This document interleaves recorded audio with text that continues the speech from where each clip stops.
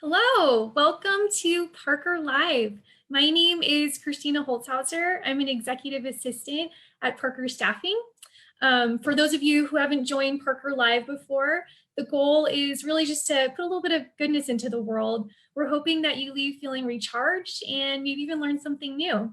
Today, we have the founder of Whole Human from Denver, Colorado, Monique Helstrom. Hi, Monique.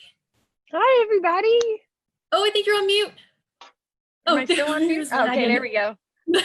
Delay. A little bit of a delay. It's okay. How are you?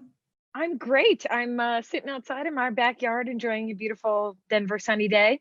Can't complain. That's beautiful. I was wondering if you could just start off by, introducing yourself and your background, if you don't mind. Sure.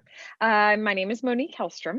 I own two sort of companies now. I run my own company where I do speaking and coaching and have just launched the wholehuman.me, which is an online platform to help recovering workaholics be their whole human.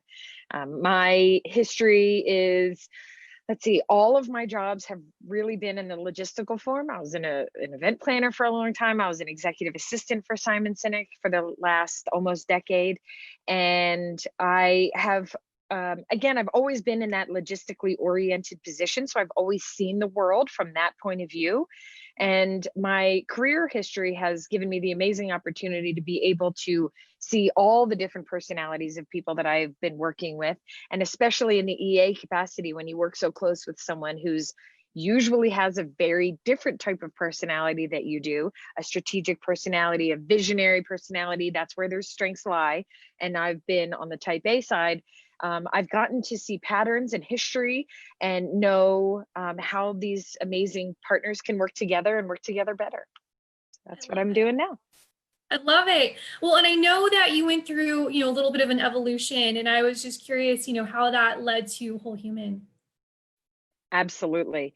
About a year ago, when I separated from the organization working with Simon Sinek, I very quickly realized how much of a workaholic I was. I realized that the only part of me that I was feeding, the only part of me that I was generating any energy around was my professional self.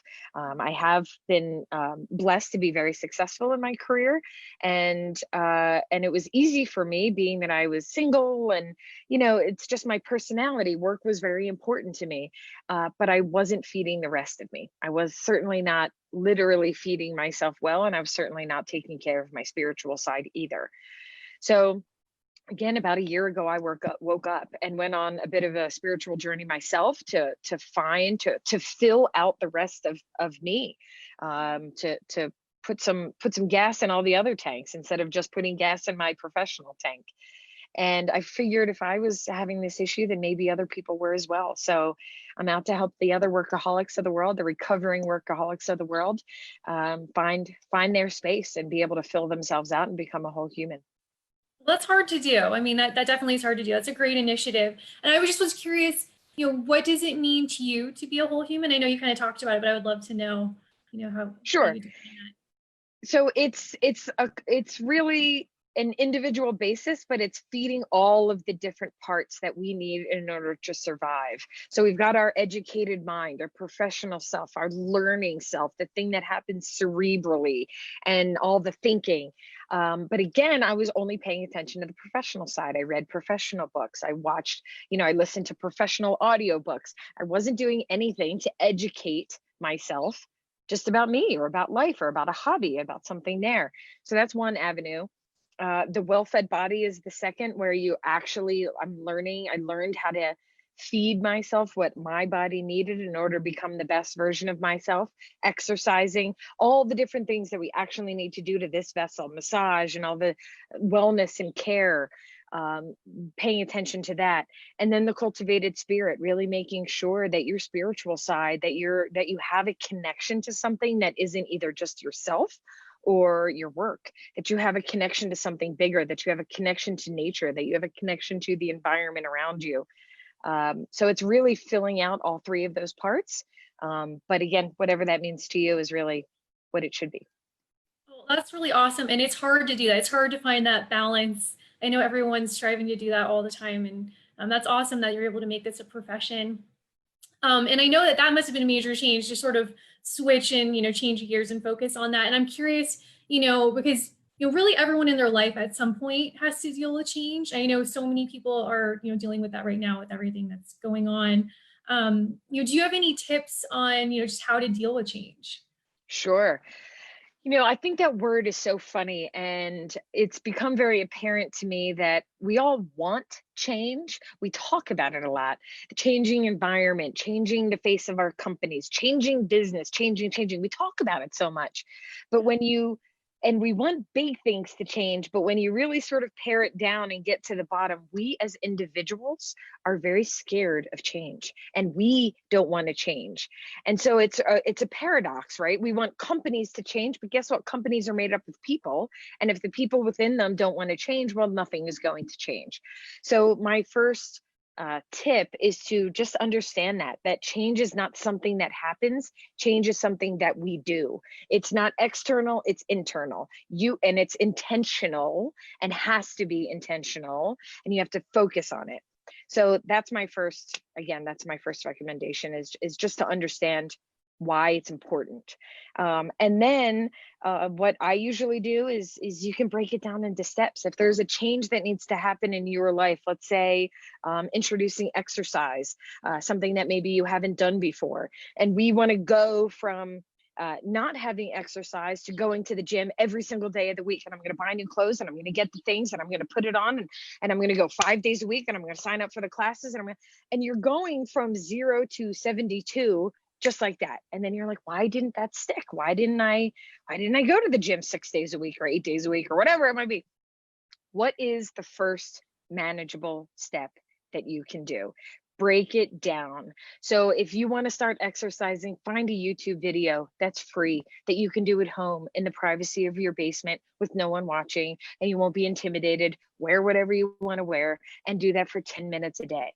Then try 20 minutes a day, then do 30. It's the intentional plan to work your way up. I talk about it a lot as a volume dial. Think of yourself as a volume dial, and however many ticks we have up is however many years you're going to be on this world. So let's just say we got 90 ticks, because we're going to live to be 90, hopefully.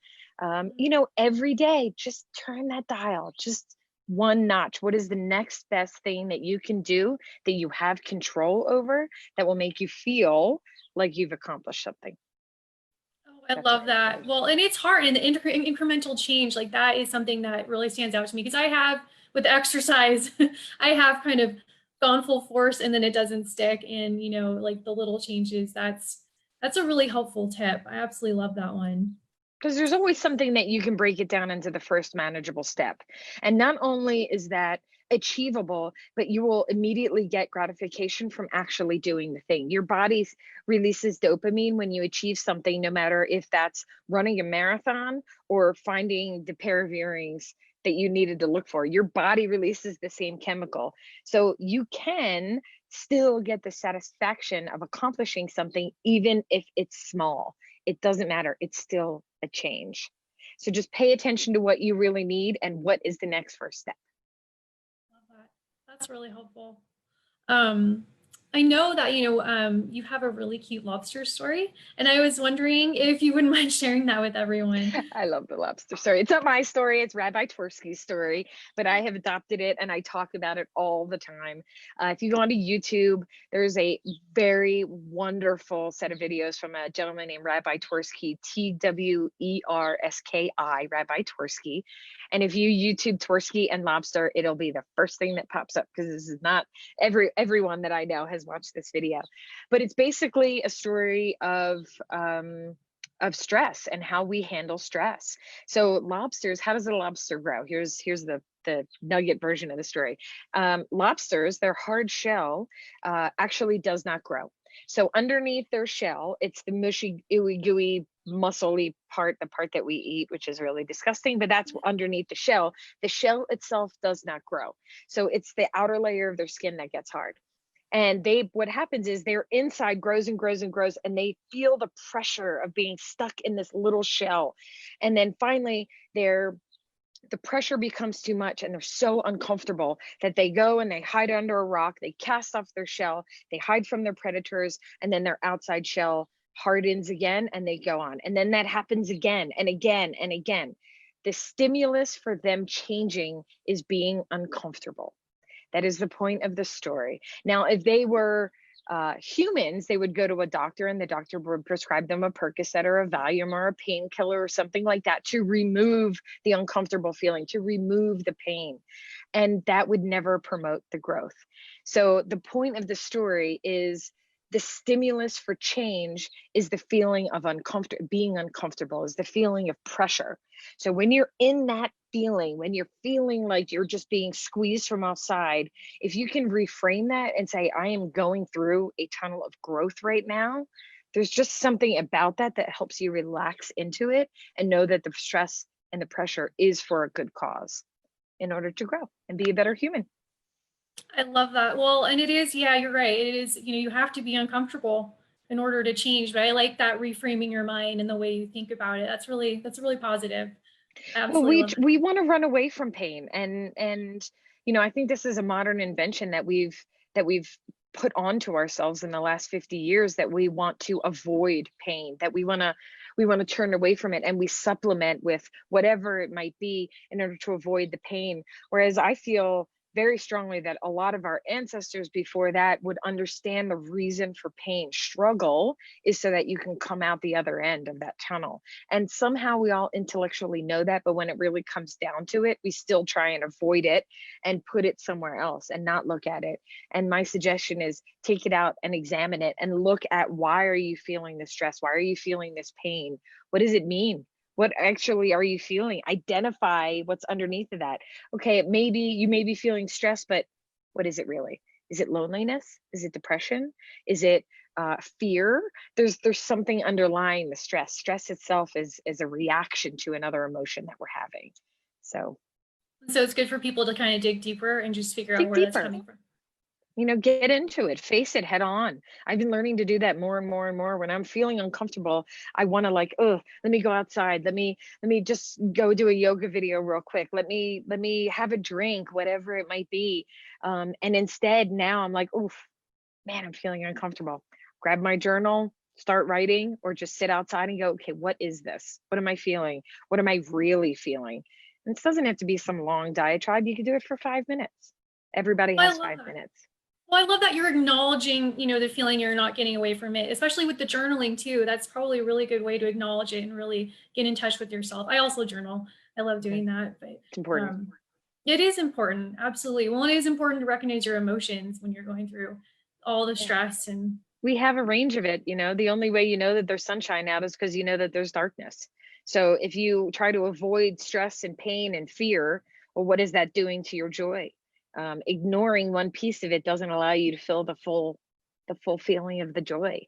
So enjoy fear as much as you enjoy joy. I love that. No, that's a good one. I mean, yeah, and you can't understand one without the other anyways. Yeah. And your body internally reacts the same way. Being scared and being fearful and being excited, your body inside releases the same chemicals. So the fear of excitement is the same internal feeling of fear. So if you can just reframe it and say, I'm excited about what's coming up, as opposed to I'm fearful about what's coming up, it's just a nice reframe for you. I absolutely love that. I didn't realize that. So it's just like changing, like you just kind of have to just convince yourself that, like, this isn't scary. This is actually, exciting, and just change your mindset in order to Yeah.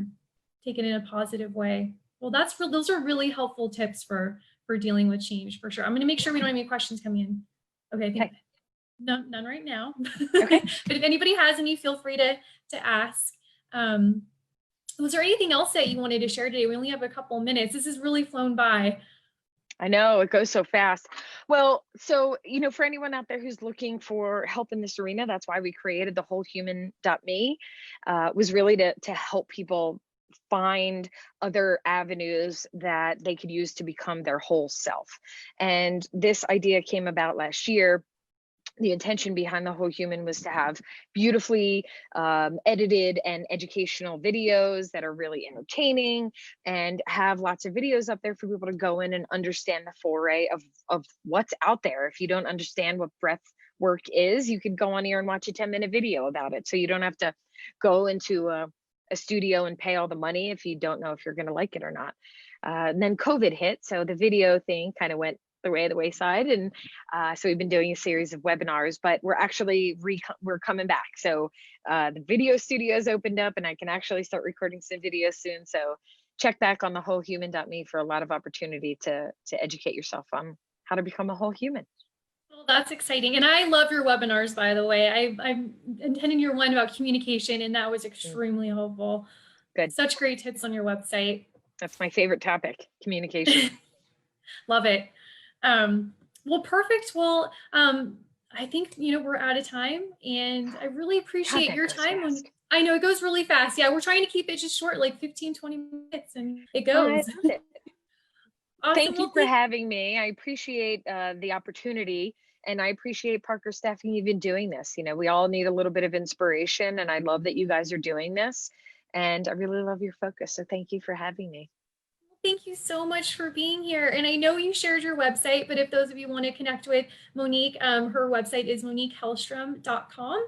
You can also connect with her on LinkedIn, Monique Helstrom, and Instagram at _whole_human, and Facebook at onpoint.experts. Thank you so much for being here, Monique, and I appreciate everyone for joining in today. Stay tuned on our Facebook page for more Parker Live. Thank you. Bye, Monique. Bye.